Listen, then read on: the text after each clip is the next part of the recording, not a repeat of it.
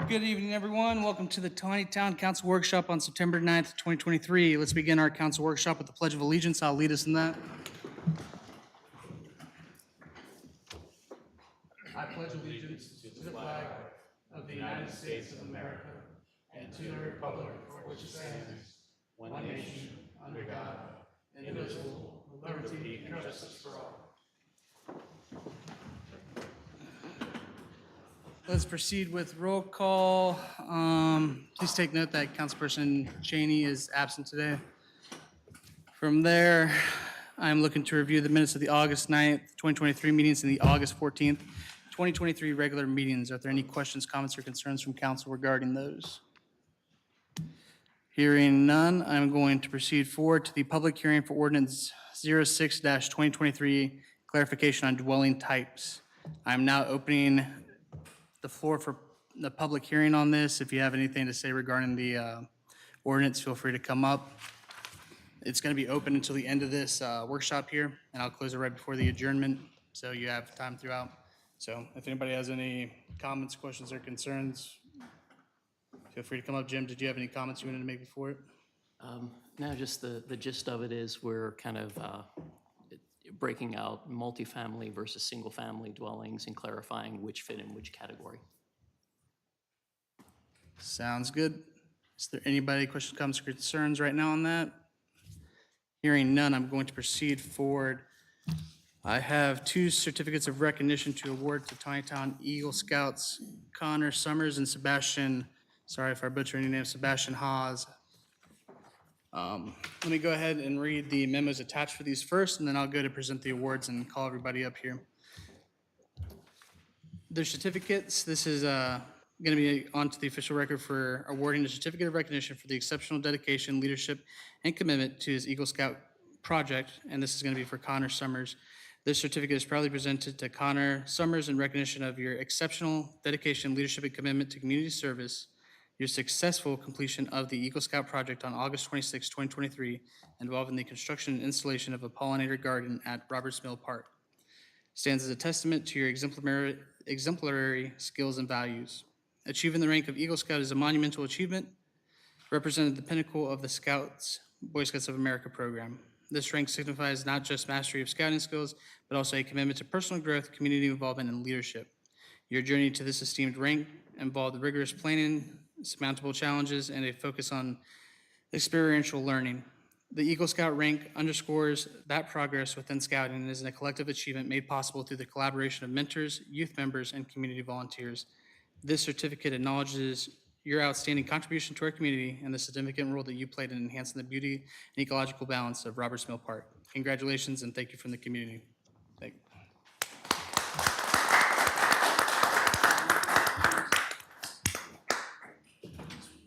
Mind if I join you? Oh, yeah. Get some Connor. Great.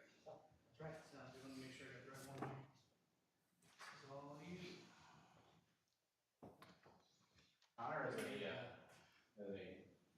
a parent of an Eagle Scout, a former Scout leader, and a former Scout myself. Congratulations. I know what you accomplished there. You've done a great job. Yes, sir.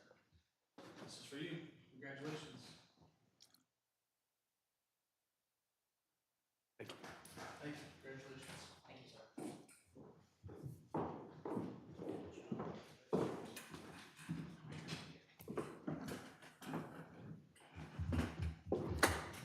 I have one more, but I don't see him in attendance. This is for Sebastian Haas. I'm going to go ahead and read his certificate, and then Clara, I'm going to give it to you to give over to Lorena for distribution on that.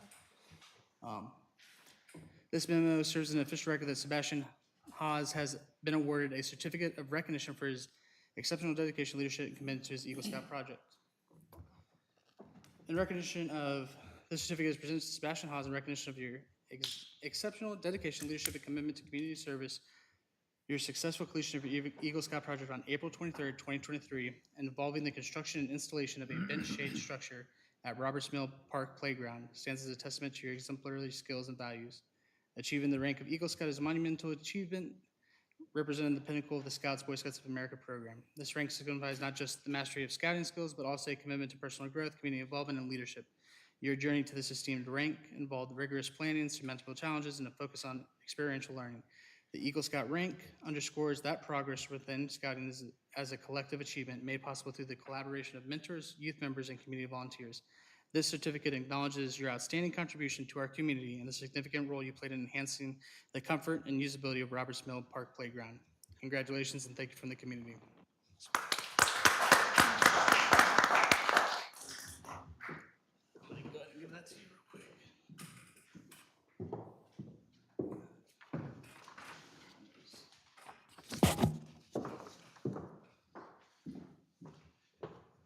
Thank you for coming out here tonight and congratulations. Appreciate it. We will continue forward from here. I will now go to the council member's statement regarding conflicts of interest on agenda items. Does anybody have any conflicts of interest? Hearing none, going to proceed forward. Public comment pertaining to non-agenda items. Does anybody have public comment regarding non-agenda items? Hearing none, going to proceed forward to resolution ordinances and agreements. These were introduced in August, correct? Introduced in August. We have up for adoption this coming Monday, ordinance 06-2023, clarification of dwelling types. Ordinance 07-2023, fiscal year 2022-2023, budget amendment number 3. Ordinance 08-2023, fiscal year 2023-2024, budget amendment number 1. And our monthly water allocation resolution 2023-14, water allocation for September. Council members, do you have any comments, questions, or concerns regarding these items? Hearing none, going to proceed forward. City manager report. Okay.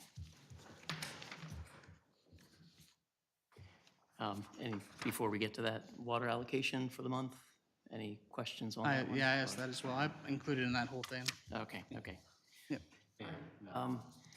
So under capital equipment, the public works vehicles are now at the upfitter, so we're expecting delivery later this month on those. No update on the police cruisers, though. As far as the charter and code review, we are in the midst, obviously, of our public hearing for the clarification of dwelling types. And zoning administrator Hale and I haven't spent a lot of time on the backyard chickens ordinance this month, but we do expect to have a draft before you in October. On the Roberts Mill Road and Broad Street reconstruction, just before I get into that, a quick recognition. I know our public works folks are out there very frequently, and today got a nice call of appreciation from a resident out there that one of our DPW guys, John Welty, noted that the trash truck was having trouble getting to some of the driveways and just kind of stepped up and helped some of the homeowners by dragging their trash cans down to where the trash truck was. And it was nice to get a call that kind of recognized that somebody went out of their way to help out a little bit. So it's kind of nice when we get calls of appreciation. But as far as the project goes, curb and gutter was poured last week on Broad Street. There have been some issues related to where curb cuts were called out on the plans, and unfortunately, in some instances, they were poured in a way that just, when you saw it in the field, just wasn't right. So those are being corrected, and we're still working through some issues where the plans are not particularly clear for the contractor. So those kind of issues are ongoing with the project, unfortunately. And back to Broad Street, the base paving should be completed next on Broad Street, and once that's in, the curb and the new sidewalks will be poured on the other side of the curb. On Roberts Mill, all the water services have been connected to the new main all the way from Broad Street to Baumgardner. So the water line is coming along. They're working on sewer currently. The intersection at Tawney and Roberts Mill was closed for the evening, as we put a Facebook post out there to let folks know, but they're working on a manhole that's right smack in the middle of that intersection, and weren't able to button it up in time to reopen the road tonight. So the sewer work continues, and some modifications are being made at the east end of the sewer to accommodate the way the last property that's served by that line had an unusual connection that crossed another property before going into the main. So we've extended the main, or will be extending the main, so that that sewer lateral now will go directly into the main without crossing someone else's property. But those are the sort of things that we just keep uncovering that, you know, until it was dug up, nobody really knew exactly where that line went. You know, it's probably 50 to 60 years old. And, you know, back in the day, they just kind of put stuff in the ground to make it work. So, A quick question, the subdivision at Tony Heights, that lot's Yes. being divided, is that being accounted for in the laterals? that's, no, that's a separate area from the Okay, project. I didn't know if that came out to the Roberts Mill. No, that's, yeah, that connects to a different main. Okay. Yep, so.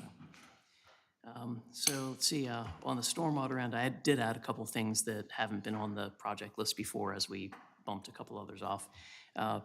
The Riffles Lane to York Street stormwater replacement is unfortunately turning into a bigger project than we anticipated. In order to get the flows to work, the engineer is suggesting that we do some repaving and regrading of Riffles Lane. So that's going to very likely throw us over the bid threshold. So it just adds another layer of well, additional time and effort to the project, so. The inlet that's in the hole, that's, Yes, it's the inlet that's right on the edge of Riffles Alley and daylights at a property that fronts York Street. So we basically have two hard points at either end. It needs to hit a certain elevation where it goes into the state highway system. But the area between that and where the inlet that's causing problems is relatively flat. So it's hard to get the proper fall, especially when you consider we're trying not to go underneath somebody's garage like the original line went. right. So, So they want to go out towards York Street with it instead of, well, it does go out towards York Street now, but the idea is to move the inlet closer to Roberts Mill Road, where basically the lay of the land, that kind of puts the ideal spot for an inlet there. But to make sure the water gets there is gonna involve tearing up more of the driveway apron and part of the alley to make sure the water flows to the inlet. And the I thought engineer that has went been- down, came across behind my place and under Mike's garage. That's not the same one? No, different one. Okay. Yeah, this one's on the other side, towards, between Mater Alley and Fairview Avenue. So other side of Riffles. So, so that's turning out to be a bigger project than we anticipated, and it's been quite a challenge for the engineer. Lastly, the FY '24 sewer rehabilitation, we're getting ready to start moving on that. We identified the West Baltimore Street sewer line and sewer lines in Memorial Park as our next areas to rehabilitate with, you know, either dig and replace or relining. And we're seeking proposals for design of those two areas right now. And just to kind of clarify, when I say West Baltimore Street, the sewer line there is not actually in the street. That houses on the south side of Baltimore Street actually flow down towards Memorial Drive. And so the sewer line there runs across people's backyards. So that's the line that we're referring to. It's not actually in West Baltimore Street, but it serves properties on West Baltimore Street. So just didn't want to cause any confusion with, you know, relatively recently having done streetscape and new infrastructure there. So that's what I've got. If anybody has questions, I'd be happy to field them. Questions, comments, or concerns from council? City manager report? Hearing none, proceeding forward to the department reports. Major Sim, would you like to lead us off with the police update? Jim, did you have any comments before we go into it? No.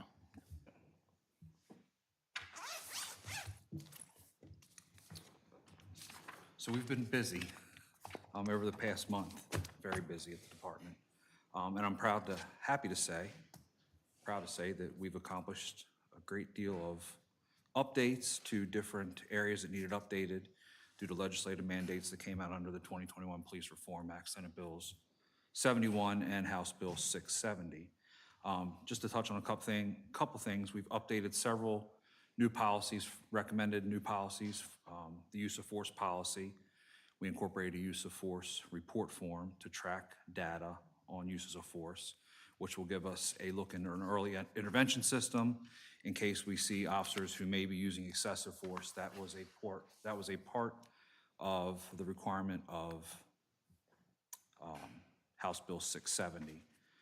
We looked at the pursuit policy and incorporated some new best practices into that. We parsed out a authorized firearm and weapons policy. So before the firearms and weapons policy was a short blip in the use of force policy that the department had. What we did is we took that and made it its own separate policy.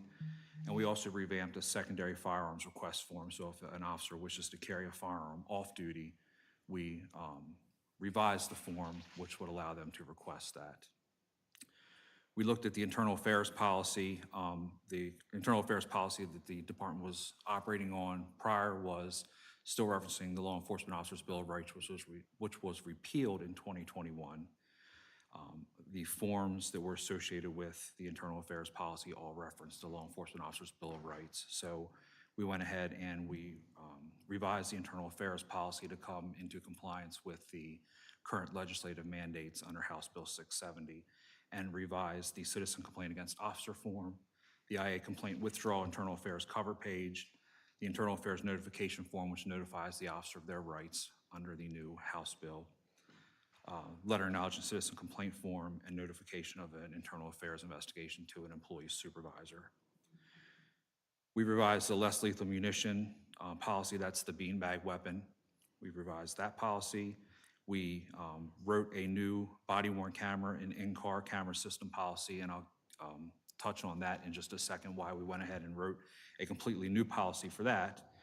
We wrote a new patrol rifle policy, again, parsing out the beanbag, patrol rifle, and regular firearms policies. They were all in one policy. We parsed them out because there are different aspects to each one of those weapons systems. We didn't want to keep them in one policy where officers could possibly get confused about those different weapon systems. And not every officer carries every single one of those weapon systems. And we wrote a new conducted electronic weapon or taser policy. So we've been really busy updating policies. I am happy to report that all of the updated policies that we've put forward for recommended changes do include all of the mandates under the police reform acts of 2021, Senate Bill 71 and House Bill 670, and also best practices. So it was a lot of work, but we were able to get that done. Circling back around to the new body-worn camera in-car camera system policy, we were made aware about 2 weeks ago of police accountability and community transparency PACT funding, grant funding that was still available through the Governor's Office of Crime Prevention and Youth and Victim Services. About $900,000 is available to state agencies to implement body-worn camera projects. One of the stipulations in the NOFA was that an agency that was applying for that funding had to have a body-worn camera policy in place before they applied for it. So we quickly got on that, and over several days, we were able to craft a body-worn camera policy while simultaneously writing a grant for that. I'm happy to say that with the exception of a very small piece of budgetary work we're waiting to get from Motorola, that grant is written and ready for submission. We'll be asking for about $100,000 from the Governor's Office of Crime Prevention, Youth and Victim Services to upfit the police department with a body-worn camera system, cloud-based storage, batteries, docks, redaction software. It's not cheap. That's after Mr. Dennis went back and forth with Motorola to try and get the best price. But that's about what we're seeing for these body-worn camera programs. And the realization is that small municipal police departments just don't have $100,000 laying around to put out for body-worn camera policy or body-worn camera program. That is a legislative mandate. All police departments in the state of Maryland have to have a body-worn camera program in place by July 1st, 2025. So our fingers are crossed. We'll have that submitted hopefully tomorrow if Mr. Dennis can get that quote back to me. Again, it's written, it's ready to go. I just got to put that one final little tweak in there for the redaction software. So we're excited about that. We're keeping our fingers crossed, hoping that we can bring that funding to the city and get that program up and running. One of the other things that we looked at fairly soon after I came to the police department was UCR, Uniform Crime Report. Back in 2021, 2022, I'm not sure the exact date, the federal government required all police departments to switch over to the National Incident-Based Reporting System, NIBRS. There was several steps that had to be taken by departments in order to do that, and Taneytown had not yet done that. They were behind on some UCR stats. Quickly, they got up to speed on the UCR stats. Lieutenant Castellar met with NIBRS representatives last week, and I'm happy to report that we are now NIBRS compliant, and we will start transmitting data. We have to transmit data to the state for 6 months with a 96% error-free rate, and then we'll be able to stop submitting UCR. I don't see any issues that are going to prevent the police department from doing that, so very quickly we were able to come up to that standard. A recommendation has been made to the acting chief and the lieutenant to take a look at the agency's mission statement and consider looking at it and how it's written and if it really does meet the mission of the department, and also to possibly create a vision and motto for the department. The mission statement now is quite lengthy. I've talked with several of the officers, and none of them know the mission statement by heart. They should, in my opinion. My recommendation was that they should know that. It is what they've sworn to go out and do. The mission that they've sworn to do as police officers in the department. So I've recommended that they look at that, and I believe that's on their agenda to do. We've named a department training coordinator, MPO Sakadelis. He's handling all Maryland Police and Correctional Training Commission mandates and training requests, and reporting all training requirements to the Maryland Police and Correctional Training Commission for recertification. I have looked at the training records. MPO Sakadelis was doing a fantastic job at keeping those records in order. They were briefly audited. I didn't have to go into depth with those. They're very much in order, and all of the officers at the department are current in their MPCTC mandates as far as training and certification goes. In conjunction with that, we had discussion with each other and the Carroll County Sheriff's Office training staff, and we've decided to join forces for our annual in-service training, firearms training, and taser training meeting in 2024. A couple reasons for that. First of all, there's annual and biannual mandates that the Maryland Police and Correctional Training Commission makes police officers do for recertification every year. Sometimes those mandates are hard to follow and they're hard to get in. We're fortunate because the Sheriff's Office is a large agency, we can partner with them and ensure that those mandates are met every year. It also creates a sense of camaraderie between the departments, and we found success in joining with other police agencies. The Sheriff's Office found success in combining training, annual in-service training with other agencies in the county. So we're excited about that. We've created internal affairs ledgers, pursuit ledgers, use of force ledgers, and agency accident ledgers, which will allow for quick reporting as needed and for end-of-the-year reports to council and the public. And we've created mandated reporting for numerous mandatory reports. And I'm happy to say that the agency is now 100% compliant for all state and federal mandated reporting for 2022 and 2023. And we've developed a spreadsheet to assist with future mandated reporting. The other day, we met with a vendor to discuss needs for the interview room at the police department. Currently, the interview room is unusable. There's audio issues in it. You can't video or audio record in it. There is laws that state that certain crimes have to be video and audio recorded when available. And currently, the interview room at the police department is unable to do that. There's video and audio equipment that we have that's sitting in a box that is not being utilized for that reason. So we've met with a vendor, we've gotten some good ideas on how we can sound deafen that room in order to be able to utilize the video and audio equipment that the town has paid for already. So we're hoping to have that moving here in the next month. And I think that's it. That's all I have. So we've been busy. Questions, comments, concerns from Major STEM from council? This is a kind of a working question, and pardon my ignorance on this, but I assume that there's software that goes with the UCR, to do your inputting and stuff like that. Sure. So, like your use of force ledger and your pursuit ledger and stuff like that, is that information that can fall out of those reports in terms of, like, you could do some search, and have that? What I'm gathering is there ways where all of this can be, the process can be automated so that you're not filling out separate reports for everything? No. So there are two separate systems. So UCR is your Uniform Crime Report. That's where you report how many thefts you've had, how many homicides, how many burglaries.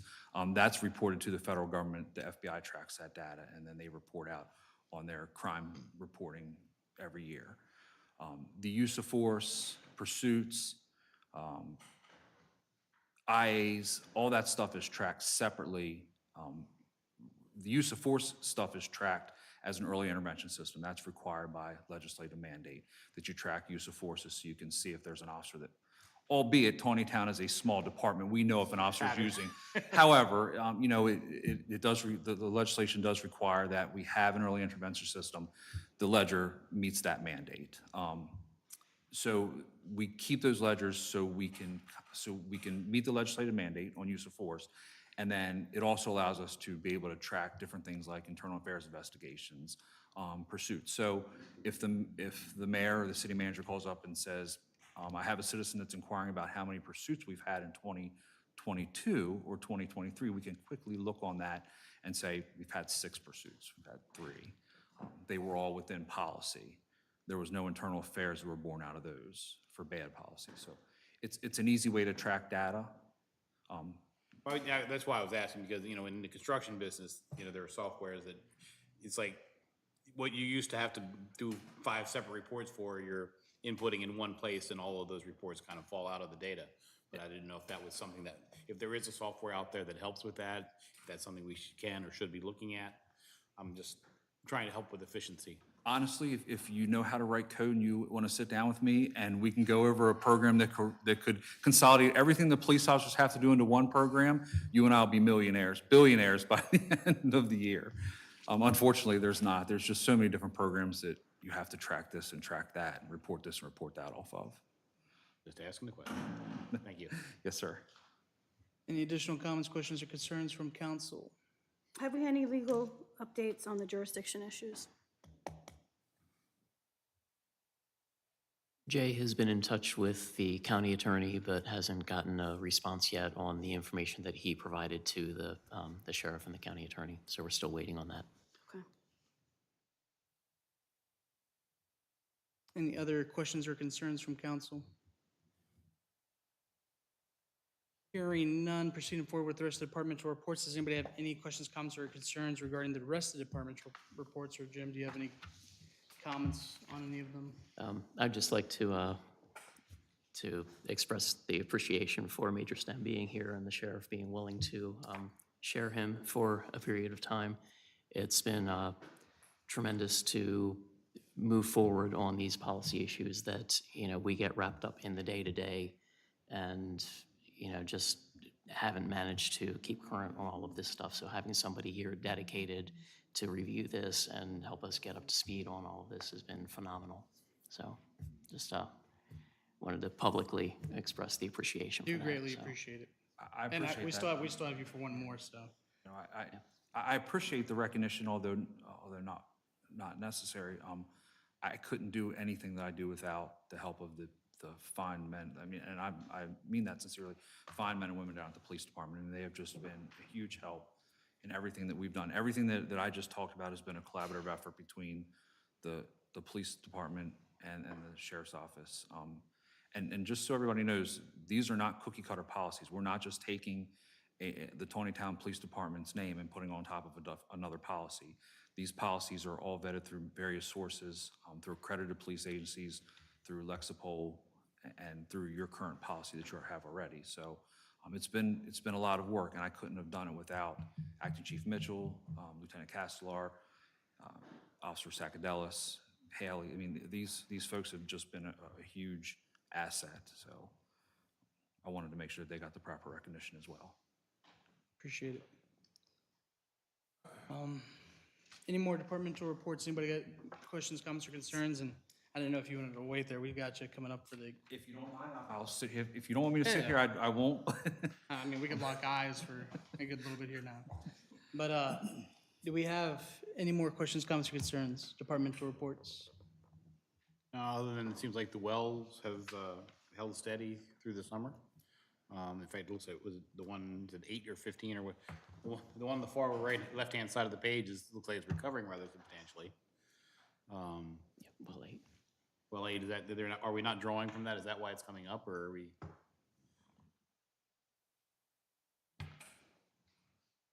No, I think well 8 is in service, so. Looks good. Once more, questions, comments, concerns, departmental reports? Hearing none, moving to legal report. Jay? Good evening, Mayor Council. You can see from your agenda items, we did a lot of paperwork this month as far as easements. You don't have a lot of copies of those because there's really no need for you to see these easements. They're routine, except we never really followed up in the past. And I'd say probably in the last 10 years, we've got good at that. When a development is over, we actually do get the easements they're supposed to give. So you have under your new business and adoption, lots of easements that are from the Meads Crossing. And they've all been reviewed, they've all been checked, and they're good to go. So that's been the bulk of the work this month. Any questions? Sounds good. Thank you, Jay. Going to old business, we have no old business. Heading over to new business, we have the monthly financial report. Any questions, comments, or concerns from council regarding that? I have one question on the expenditure for Shannon Baum signs for $9,360. That must have been a mess of signs. How come that was so much?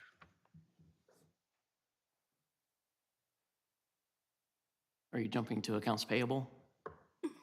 That accounts payable with that? I'm trying to find that item. Because, I mean, that must have been all the signs for Meads Crossing or something.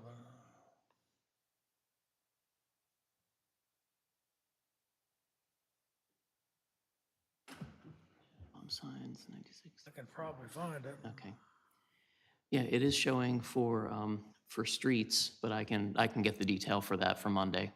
Find out what all that encompassed.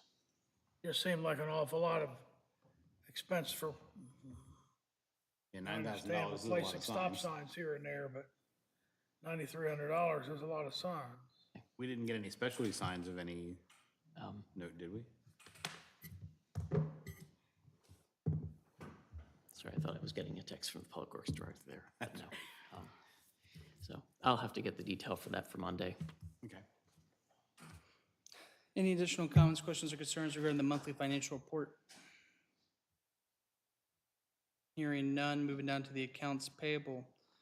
Questions, comments, or concerns regarding the accounts payables?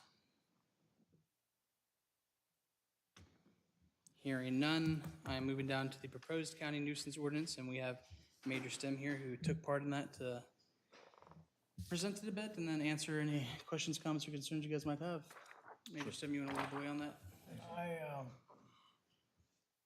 looked over the nuisance ordinance. The only thing that I came up with, it didn't, unless I missed it, it didn't seem to have any reference to controlled dangerous substance or public use of marijuana, which is even though it's legal, it can't be used in public, and it talks about public intoxication in open containers, but I don't see anything where marijuana itself is addressed or other controlled dangerous subject. It has possession, distribution, manufacturing of a controlled dangerous substance on 4.8 Yes. for definitions. What is it? I may have just 4.8, missed it. Possession, distribution, manufacturing, control. And I believe, Jim, that most of the issues about, I guess what I was looking for, since marijuana is legal in the state now to use recreationally, it's still prohibited to be used in public. And I don't see that addressed, and I just think that ought to be in there, specifically stating that. Correct, so if it's Well, it covered ha- under Title V of the criminal law article, then it is covered in the, under 4.8.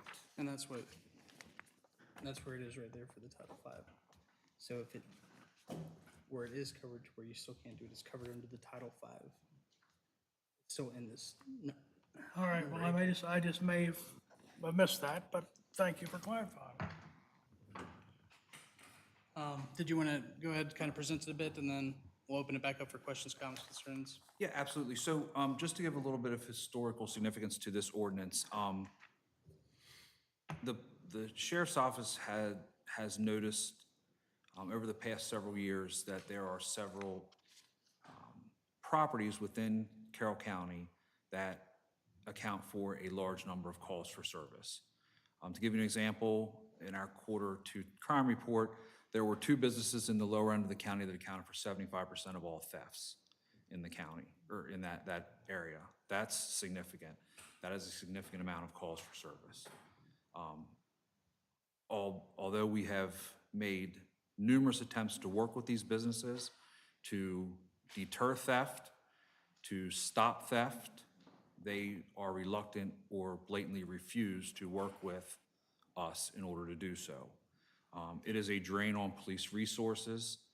It invites crime into the county, and the sheriff and the state's attorney and the commissioners, I believe, simply have just had enough. So we were asked to look at a nuisance ordinance, which we did, and out of that was born the document that you guys have, the draft nuisance ordinance.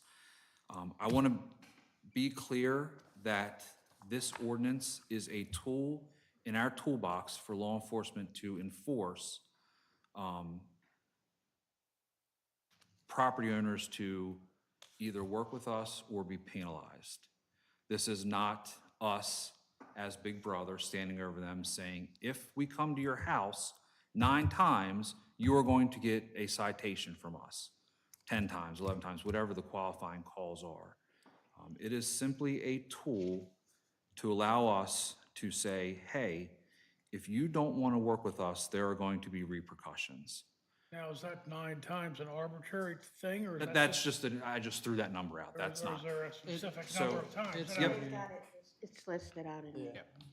It's listed in here. Yes, so the way that the ordinance works is that we've broken property types down into 3 different property types: mixed or multifamily residential, non-residential, and residential. So your non-residential, obviously, your commercial businesses. Your mixed residential would be your apartment complexes, motels, hotels, bed and breakfasts, and then your residentials. And the way that it works is there's a number of qualifying calls that the police can respond to before your property is put on probation, essentially. So for example, residential properties, if the police respond to one of the qualifying calls to a residential property 3 times, that property is then put on probation. Gotcha. If they then respond 5 more times, on the 6th time, they are issued a citation, a civil citation, by the sheriff's office. Now, this did go to public comment last week, and there were 2 public comments that were made. One of the comments that we got was, well, why don't we just hold those that are committing the crimes responsible? Why are we going to penalize somebody for calling 911? We are not going to penalize somebody for calling 911, and we will, in fact, still hold those responsible for committing a crime to the highest level of the law. So this ordinance does not supersede the criminal law and how we will enforce the criminal law. So I'll give you an example. If your neighbor is having a loud party and you call 911, just because you call 911 does not mean there's going to be a qualifying call placed against you or your property. The police will respond, and that would then be levied against the people responsible for having the loud party, or doing the drugs, or allowing the theft to be committed at their business. So I just want to be very clear that this, again, this policy does not supersede any enforcement of criminal law. That kind of is the ordinance in a nutshell. I guess only one other point that I wanted to make is there are exemptions under the nuisance ordinance. Crimes which would involve the safety of a person wouldn't qualify. So somebody goes into the Rite Aid and robs it, pulls out a gun and holds it to the clerk and says, "Give me your money." And the clerk calls 911 or a bystander calls 911. Obviously, that is a safety issue to the person there. That would not count as a qualifying call. So I wanted to point out the exemptions because there are several incidences where, in fact, somebody could call 911, and although it appears it would be a qualifying call under the ordinance, it in fact would not be. I also, in kind of expanding upon that, I wanted to make sure that you know that this ordinance was written so that the police department, the sheriff's office, has discretion in what they deem to be a qualifying call, and also discretion in whether or not they issue a citation. Again, we want to utilize this as a tool to work with our community partners, to work with our citizens, to help develop crime prevention techniques, not to issue them citations. So if we have a business or a landlord or a resident that is willing to work with us, we are not going to stand outside waiting for that 10th, 11th, 12th qualifying call and write them a citation. We specifically wrote the ordinance that doesn't paint the sheriff's office into a corner to have to issue a citation.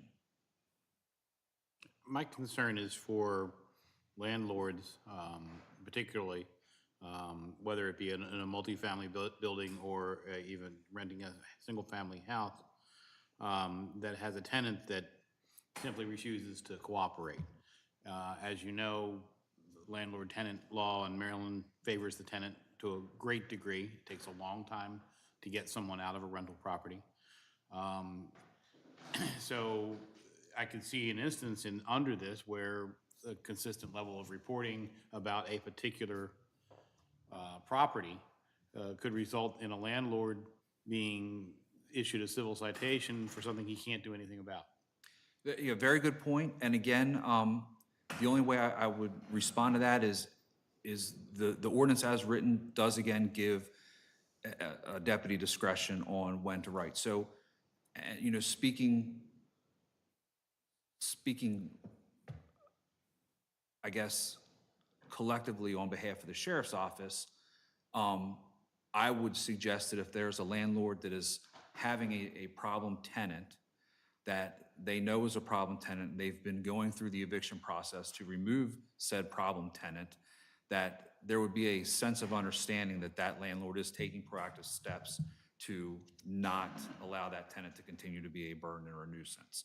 Conversely, if they're throwing their hands up in the air and saying, "I really don't care what they do in my property, they pay me on the first of every month," a little bit of a different scenario. And I mean, you know, the ordinance can be written and adopted any way you want it to be. So, you know, there obviously is specific language you could write into any ordinance that essentially says if the business, landlord, resident, whoever is working to improve or, you know, take measures to abate nuisances, that there'll be some leeway, or however you would want to word it. But is a great point. How does this work with other agencies? Like, it says this is revolving around the sheriff's department. How does this work with, say, the city department, with the calls that they're running? Are they gonna count those calls, or does the sheriff department have to be there? So, no, the sheriff's department does not have to be there. So, the way that this ordinance is written is that if this ordinance was adopted by, let's say, the city of Taneytown, we do not track the city of Taneytown's calls for service. So the process that would take place is a representative from the city of Taneytown, the police department, the city, whoever, would contact us and say, we have a residence that has reached its qualifying calls. They need to be put on probationary status. They would provide us a list of the qualifying calls. We review it to make sure that it does in fact meet the ordinance standards. And then we would contact that residence, put them on probation. Same process once they reach the end of their probationary status. The police department or representative from the city would contact the sheriff's office and say, we have a business here who has reached the end of their probationary calls. We've gotten another call for service. It's a qualifying call.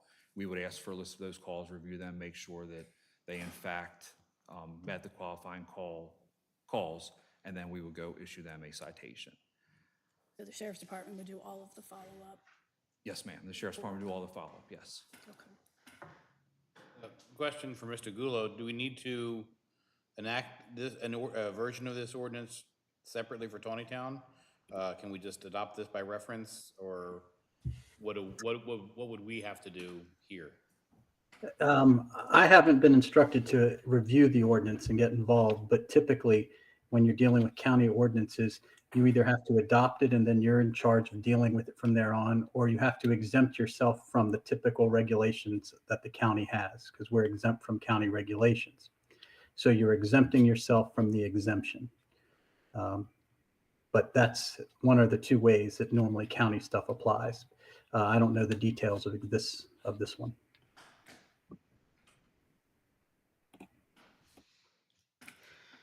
Any additional questions, comments, or concerns? This is just to get everybody aware of it and kind of go over it a bit. Only comment that I would make is that I'm very apprehensive about adopting anything verbatim from any other jurisdiction.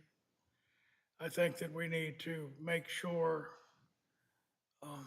internally that it fits our municipality before we move forward with this and approve it. That being said, I'm 100% in favor of something like this. I tried to do this years ago and we didn't get it done, but this is a very necessary thing. I just want to make sure that it fits our community and is not a blanket ordinance that one size fits all for the whole county. And I think that, Jay, if you haven't had a chance to read this thoroughly and offer comments, I think that should be the first step. And we could take it from there. I mean, I think it's very worthwhile, but I just don't. This isn't an introduction or anything like that of the ordinance. Again, this is just, you'd asked to discuss it at the council meeting, so we brought it up for discussion. Again, nothing is being introduced right now. It is just the discussion. I agree that Jay does need to review it and everything like that, but again, we're at no point of talking about like actually adopting it or anything like that right now. This is just the discussion regarding it and the presentation for it. Well, I think what he means is typically we've tried to be proactive with these things. I mean, with the, excuse me, the marijuana growing facilities and doing that kind of stuff, we've always tried to be ahead of what happens. So, I mean, I don't see how it could hurt. That's a great point. I mean, your best defense against increased calls for service is reaching out to your community members and working with them. Right. So, Okay, so yeah. Process-wise, keep in mind, this is still in draft form. it is So still it has draft. not been adopted by the county yet. So process-wise, if we did decide that we wanted to jump on board with this, once the county adopted it, we would have the ability to adopt it by reference in our code. Perhaps we could make some amendments to it, much as the county amends the International Building Code, but if we depart significantly, then we're having an effect on whether the sheriff's office would be able to, provide that enforcement level. And I think Mayor Pro Tem McCarron and I are probably the only ones who've been around long enough to remember when Taneytown was kind of on the lead with our sprinkler ordinance, but we had the county doing our building inspection, and that didn't work out so hot. So if we want to benefit from the sheriff's office being the enforcement arm, for the nuisance properties. I'd like to have a lot more discussion on that, too. Right. So, so that's just something to keep in mind that, if you start slicing and dicing this and making it, much different than what the county ordinance is, then we may not be able to rely on the assistance of the county, to help us with the enforcement.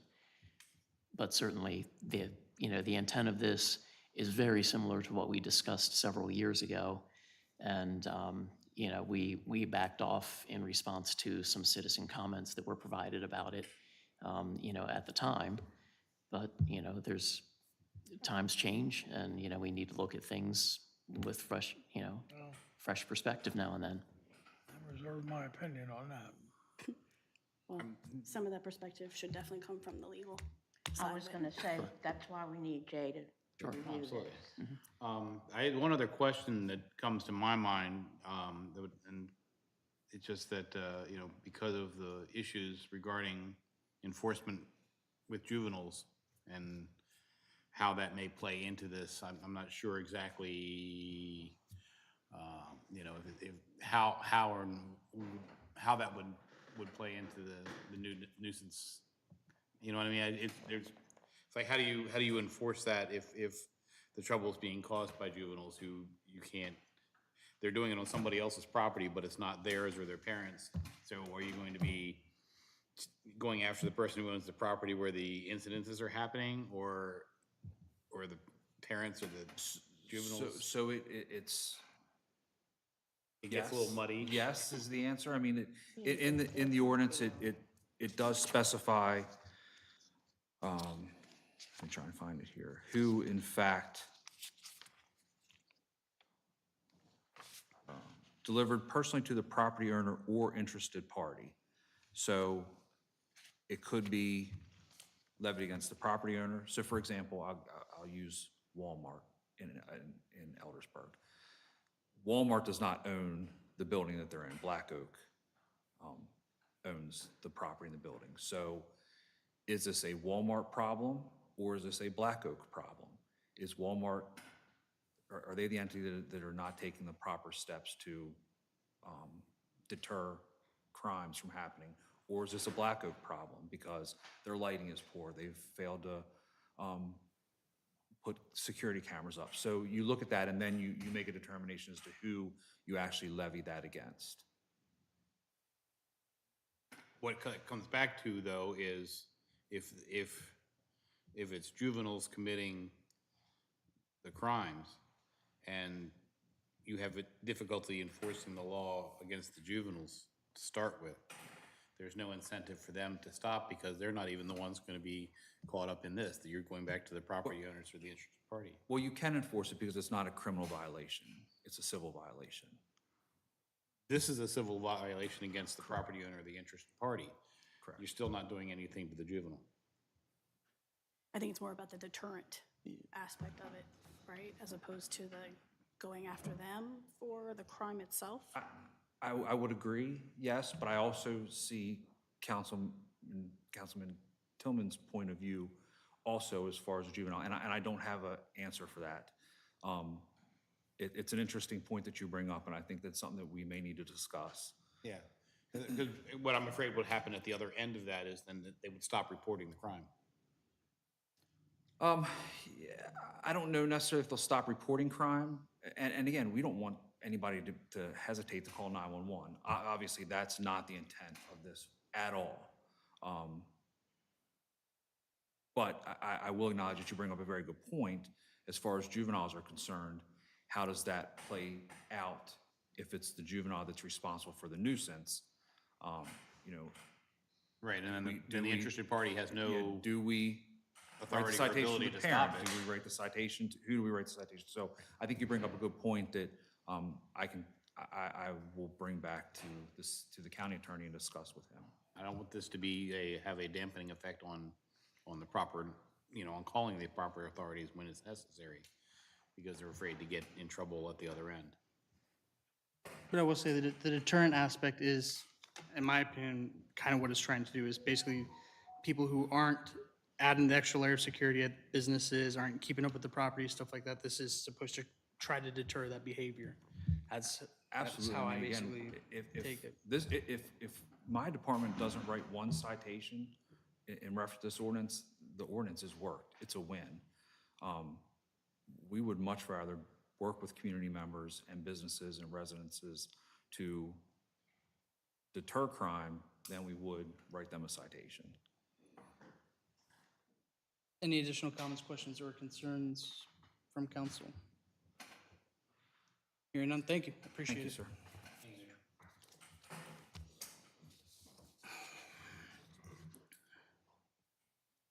Next, we are going to the ratification of the wastewater treatment plant floodplain easement. Any questions, comments, or concerns from council?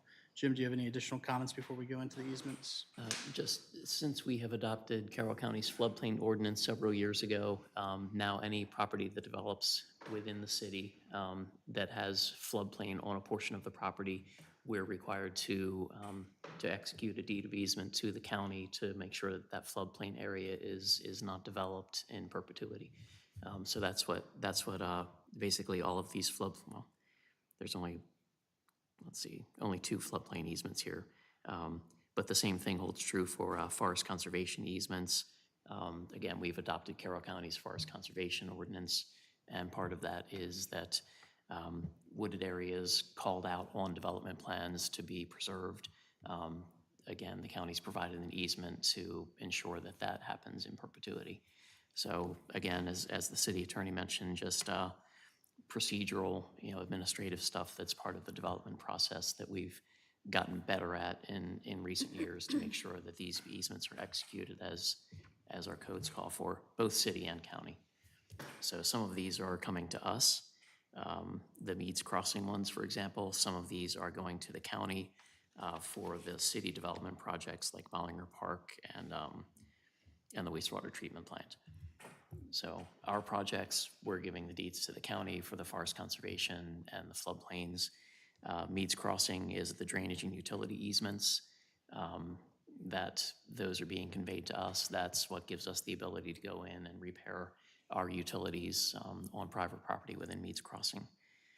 Let's see, so that takes care of the majority of the new business items. The FP Duffy box and recycling is a surety reduction. And then, we've got the special event, but I was trying to kind of cover all the easement ones at once. Yeah, I'll go through them real quick. Ratification of wastewater treatment plant floodplain easement. Questions, comments, concerns from council? Head into the next ratification of Bollinger Park floodplain easement. Questions, comments, or concerns from council?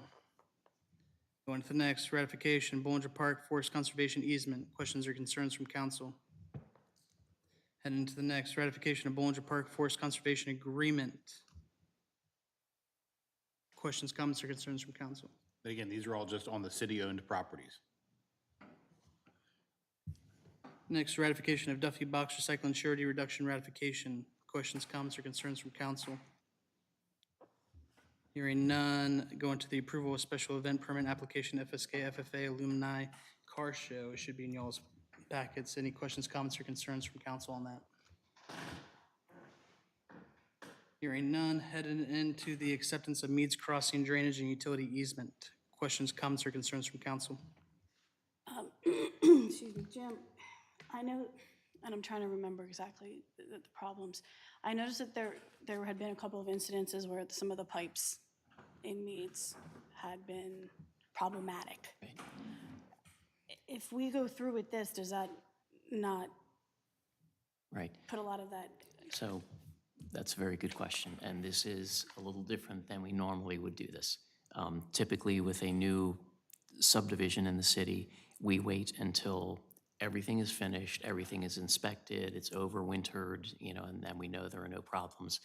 And typically, we accept the deeds of easement, any deeds of open space, as well as the infrastructure itself, so the water, sewer, storm drains, and roads. And we usually do it as one big package. In this instance, Meads Crossing LLC is trying to deed over all of the open space parcels to the homeowners association, which will be the ultimate owner of those long-term.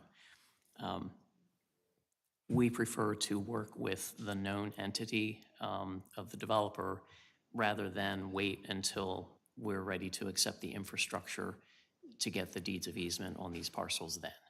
So we're doing it a little bit piecemeal in that we're not ready to accept the infrastructure, but we don't feel the need to, we don't want to hold up the transfer of the open space to the homeowners association, but we, again, would want to get those deeds of easement on those parcels before we sign off on the lien release on those. I just want to make sure there was going to be no crossover anywhere, that it would be, Right. suddenly people are going, oh, whose is this? Right. So, okay. So, right, so the open space will eventually, in the near future, be deeded over to the homeowners association. And these deeds of easement just let us continue to go in and access our utilities in there. But we're not accepting, I shouldn't have said our utilities because we haven't accepted them yet. Okay. Yes. Just these easements then will become part of the deed as they are deeded over. So the deed of easement is what gives us the ability to go on the property and dig things up and repair things, as needed. The homeowners association is going to own these open spaces fee simple. Right. So, and their deed will probably reference this deed of easement as well. But make sure we get our ducks in a row about the conveyance. So, and we have not accepted any of the utilities in, That is correct, yes. I noticed they have put some surface paving down in some sections over there. Yep, they had, and I'm not sure where the final coat of blacktop is. There are segments of streets and streets that still need a wear course or a top coat of blacktop. There were some curb and gutter repairs that needed to be done before the final coat of blacktop could be put on. And also, we are seeing a substantial amount of inflow and infiltration in what is essentially a brand-new sewer collection system. So the developer has been notified that we're not going to accept the infrastructure until they address the I&I issue. So when we have, it's basically, the thing we're spending millions of dollars to combat in our 50-year-old system, we don't want to obviously accept a brand-new system that is leaking or has inflow. And I know the developer has been investigating through their contractor, trying to find the sources. And interestingly, some of it is being attributed to roads that don't have the final course of blacktop and the height of the manholes or something, that there may be water getting in because the roads don't have the proper final slope and things like that. So, I'm not sure why it's taking as long as it is, but I'm not sure if I buy that or not. Yeah, note but- the amount of disbelief in my face on that one. That means your manhole is sticking up out of the pavement. And That doesn't mean typically, the right, water's you running see the into it. manhole mounded up, Yeah, and, so I find that one kind of hard to swallow. right, so, But as long as they understand there, any place where they are putting top coat, I know parts of Crimson have been surface paved. So long as they understand that they're gonna have to redo it.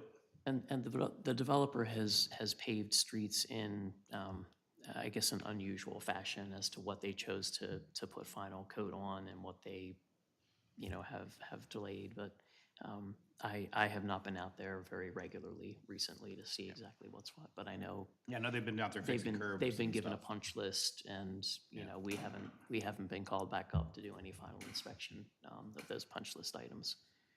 So, and they're, I hope this isn't the case, but, the way the way the flows are hitting the lift station or the sewer pumping station out there is suggestive of an inflow issue more than infiltration.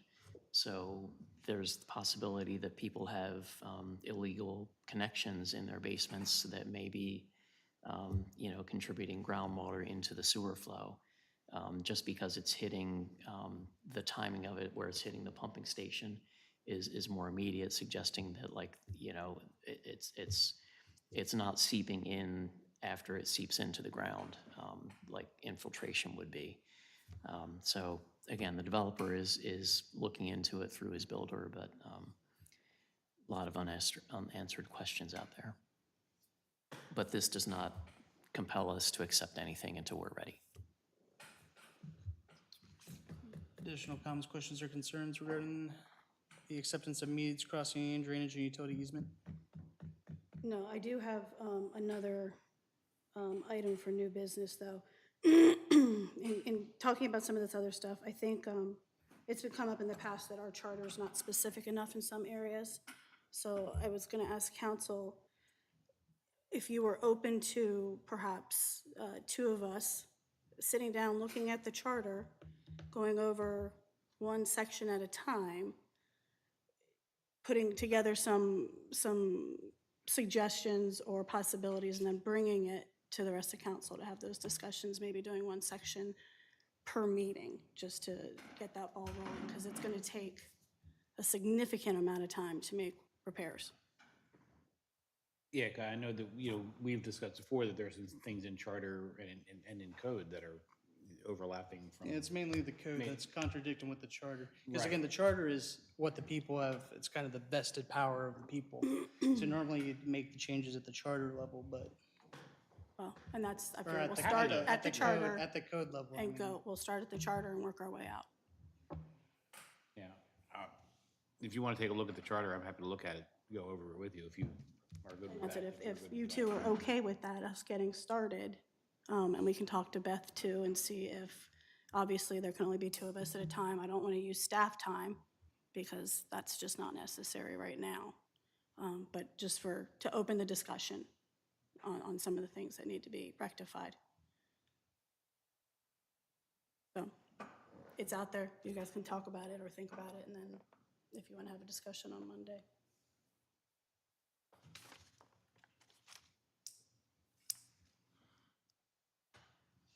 Any further comments, questions, or concerns from council regarding that?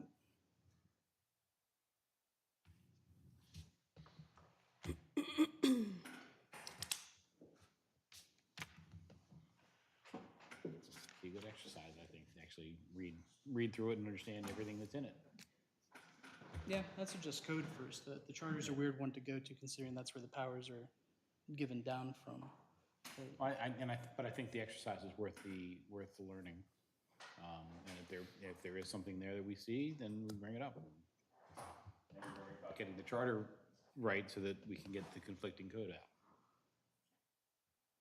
If, you understand what I'm saying? Yeah, no, I understand what you're saying. Normally you'd work to get the conflicting code out rather than Well, change if you're gonna charter. make any, if you go back to charter, then you look, and you realize that there are some changes you might want to make to the charter, then if you've already made changes to code based on what you started with, that, to me, makes more sense to start a charter.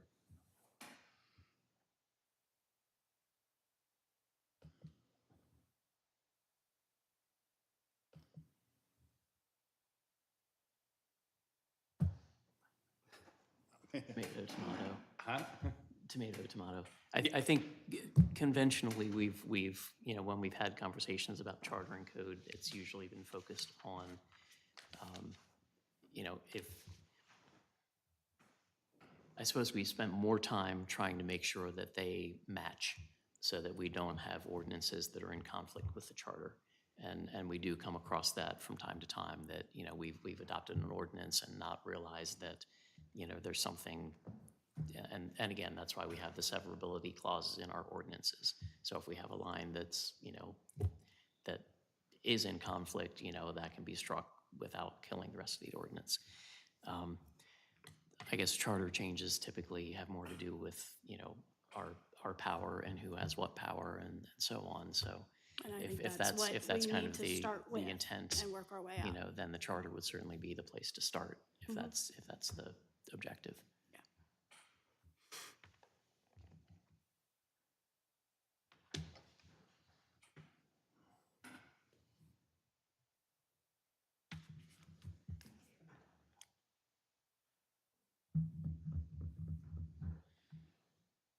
Any additional comments, questions, or concerns regarding it? Sounds good. Hearing none, I'm going to public comment pertaining to agenda items. Anybody in the audience for public comment pertaining to agenda items? What you talked about considered agenda? Yeah. Hello, everybody. Some may know me, some may not. My name's Scott Broadfoot. I'm a local, lived in Taneytown for 25-plus years. I've worked in Carroll County, Westminster. I've worked for one company, Glamour Moving, for 30 years. 2019, I lost my 21-year-old son to fentanyl right across the street in Taneytown. He bought $20 worth of cocaine, and it had fentanyl in it, and he died alone in a bathroom. There was not Narcan available, and when the police arrived, it was too late.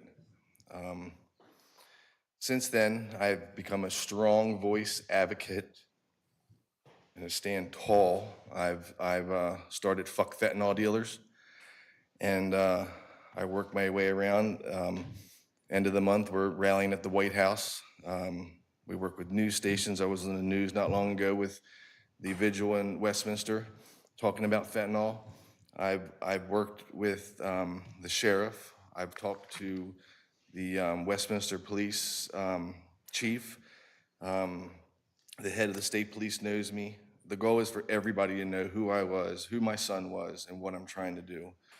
And I feel that it's imperative that you all consider working in collaboration with the Sheriff's Department and to unite together to be a stronger voice, stronger force. I know Taneytown's small. We want to try to keep that small atmosphere. I love Taneytown. I've owned a house for as long as I say I lived here, right off of Franklin Street.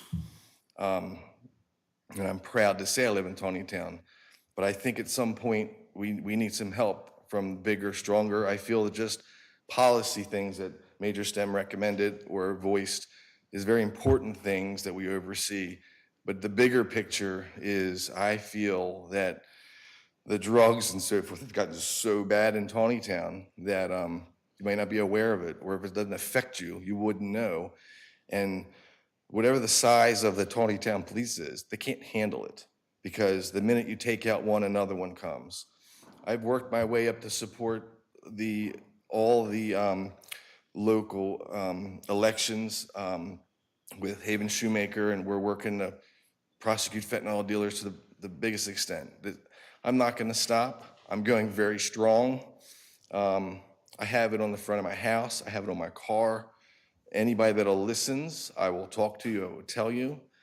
I ask you all to really, really consider looking into that. I will give you each a card. You can call me. You can email me.